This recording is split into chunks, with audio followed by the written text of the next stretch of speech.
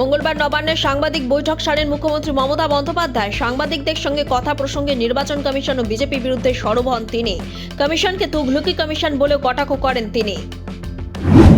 SIR নিয়ে সংঘাত, বাংলার 7 আধিকারিককে সাসপেন্ড করে নির্বাচন কমিশন। 24 ঘন্টার মধ্যে সেই 7 আধিকারিকদের নিয়ে মুখ্যমন্ত্রী মমতা বন্দ্যোপাধ্যায় জানান তারা চাকরিচ্যুত হচ্ছেন না।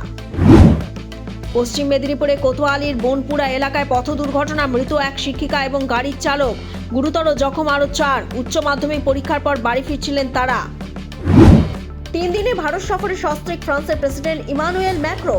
মুম্বাইয়ে প্রধানমন্ত্রীর সঙ্গে বৈঠক। তার আগে ভারতকে মহাকাশ প্রযুক্তি বিক্রি করবে ফ্রান্স। 3 ভারতীয় সংস্থার সঙ্গে চুক্তি সারল ফ্রান্সের সংস্থা।